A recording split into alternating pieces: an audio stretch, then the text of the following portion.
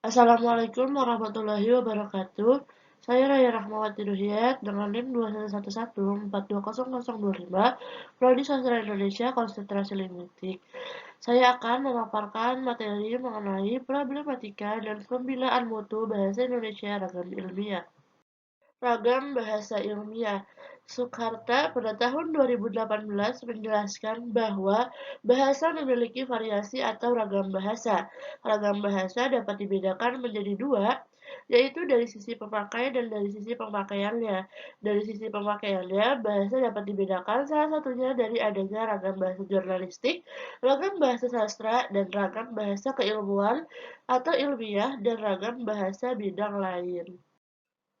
Pengertian ragam bahasa ilmiah. Suparno pada tahun 2016 menjelaskan bahwa ragam bahasa ilmiah yaitu salah satu ragam bahasa Indonesia yang dipakai di dalam pertemuan dan juga penulisan karya ilmiah.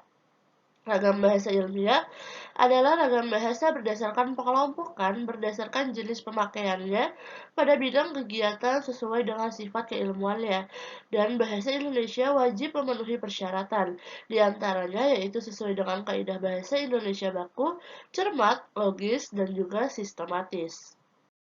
Dalam bahasa Indonesia, ragam bahasa ilmiah memiliki ciri-ciri, di antaranya yaitu baku, logis, kuantitatif, tepat, denotatif yang berlawanan dengan konotatif, runtun, menggunakan ejaan bahasa Indonesia yang benar, menggunakan kalimat efektif, dan menggunakan paragraf yang padu dan koherensi.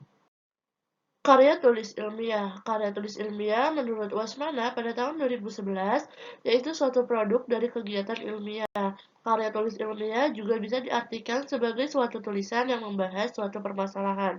Karya tulis ilmiah menjadi sarana komunikasi ilmu pengetahuan dalam bentuk tulisan yang dapat diterima oleh komunitas keilmuan melalui suatu sistematika penulisan yang telah disepakati. Karya tulis ilmiah yang dimaksud diantaranya yaitu makalah, jurnal penelitian, artikel penelitian, skripsi, tesis, dan lain sebagainya. Problematika dan pembinaan mutu bahasa Indonesia ragam ilmiah. Pertama, tidak digunakannya bahasa baku dalam karya tulis ilmiah. Dalam karya tulis ilmiah harus menggunakan bahasa baku. Panduan bahasa Indonesia baku yaitu sesuai dengan Kamus Besar Bahasa Indonesia. Namun, banyak dijumpai dalam karya tulis ilmiah penggunaan bahasa Indonesia yang tidak baku. Contoh kesalahan penggunaan kosakata bahasa Indonesia yang tidak baku dalam karya tulis ilmiah yaitu aktivitas. Dalam jurnal penelitian berjudul Penerapan Model Pembelajaran Inquiry untuk meningkatkan aktivitas belajar siswa pada mata pelajaran Ilmu Pengetahuan Alam, kelas 9A SMP Negeri 1 Gangga, yang ditulis oleh Siti Nur Hasanah pada tahun 2019, terdapat kesalahan penulisan kata aktivitas.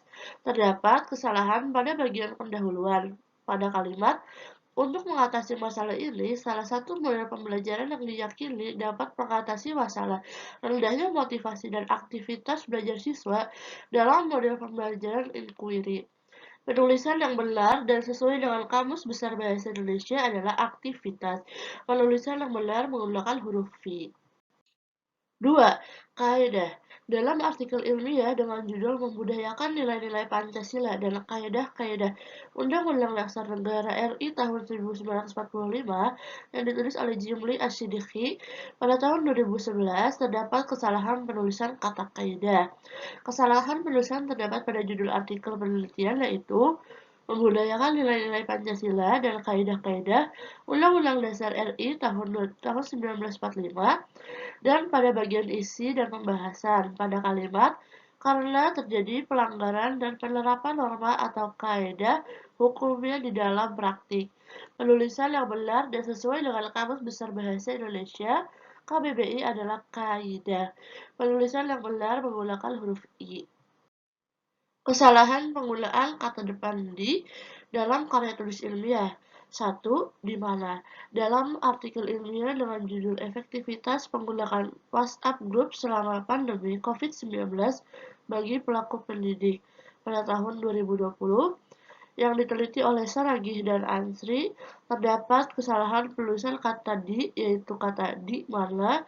Kesalahan penulisan salah satunya pada bagian pendahuluan pada kalimat, di mana pembelajaran daring yaitu secara online antara guru dengan siswa. Kedua, kata dilaksanakan. Dalam jurnal penelitian dengan judul Peran Orang Tua dalam Mendukung Kegiatan Pembelajaran di Rumah pada Masa Pandemi yang diteliti oleh Agustin pada tahun 2020, terdapat kesalahan penulisan kata depan di, yaitu pada kata dilaksanakan. Kesalahan terdapat pada bagian isi dan pembahasan pada kalimat orang tua yang bertindak sebagai pelaksana pembelajaran di rumah, menjadi guru dalam melaksanakan kegiatan pembelajaran dilaksanakan sesuai dengan tugas yang disusun oleh guru di sekolah. Penulisan yang benar untuk kata depan di.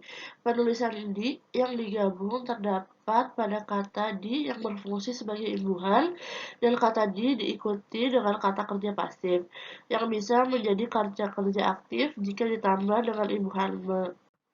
Sedangkan untuk penulisan kata yang dipisah, ketika kata di berfungsi sebagai kata depan dan setelah kata di diikuti dengan kata lainnya seperti kata kerja pasif. Contohnya seperti tempat, waktu, dan sebagainya. Sehingga penulisan yang benar yaitu di mana dipisah karena kata kerja pasif dan dilaksanakan digabung karena kata kerja aktif.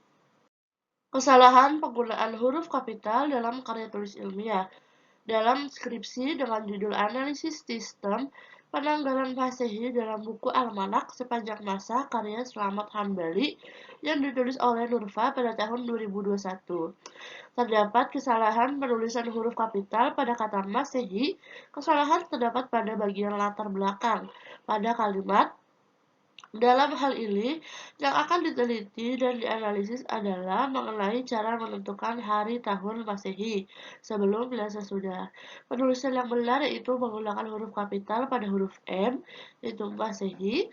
Menurut Pedoman Umum Ejaan Bahasa Indonesia, digunakan huruf kapital pada kata Masehi karena huruf kapital dipakai sebagai huruf pertama nama tahun, bulan, hari, dan hari raya besar atau hari raya.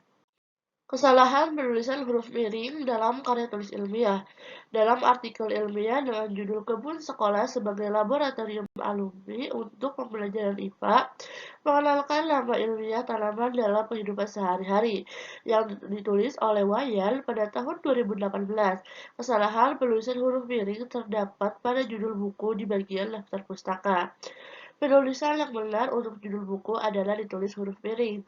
Menurut PUBI, digunakannya huruf miring pada kata judul buku karena huruf miring dipakai untuk menuliskan judul buku, nama majalah atau nama surat kabar yang dikutip dalam tulisan termasuk dalam daftar pustaka. Kesalahan penulisan huruf kapital pada judul karya tulis ilmiah.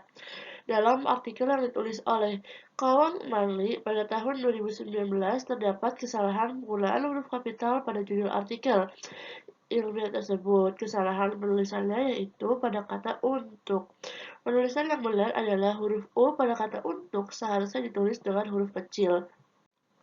Menurut Pedoman Umum Ejaan Bahasa Indonesia, tidak digunakanlah huruf kapital pada kata untuk pada judul karya tulis ilmiah karena huruf kapital dipakai sebagai huruf pertama setiap kata, termasuk unsur kata ulang sempurna, di dalam judul buku, karangan, artikel, dan makalah, serta nama majalah dan surat kabar, kecuali kata tugas seperti di, ke, dari, dan, yang, dan untuk yang tidak terletak pada posisi awal. Solusi atas permasalahan yang ada dan melalui apa saja pembinaan bahasa Indonesia yang ada dilakukan di Indonesia. Berdasarkan problematika atau permasalahan di atas, maka solusi yang diberikan perlu adanya pembinaan mengenai penggunaan bahasa Indonesia ragam ilmiah. Pembinaan bahasa Indonesia berdasarkan Peraturan Menteri Pendidikan dan Kebudayaan Republik Indonesia Nomor 42 Tahun 2018 tentang Kebijakan Nasional Kebahasaan dan Kesastraan. Pada pasal 10 ayat 4 dan 5 disebutkan bahwa Pertama, pembinaan dilakukan melalui pendidikan. Pendidikan yang dimaksud dilakukan melalui pendampingan penyusunan kurikulum bahasa Indonesia, pendampingan pengajaran bahasa Indonesia di semua jenjang pendidikan, pelatihan, meliputi pemberian fasilitasi dalam penulisan karya ilmiah dan peningkatan kemahiran berbahasa bagi pendidik, peserta didik, aparatur pemerintah, jurnalis, dan penggunaan bahasa lainnya. Pemasyarakatan bahasa Indonesia dilakukan melalui penyuluhan, sosialisasi, dan atau implementasi produk kebahasaan.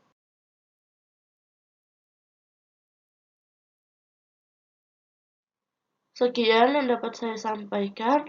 Mohon maaf jika terdapat kesalahan. Terima kasih. Wassalamualaikum warahmatullahi wabarakatuh.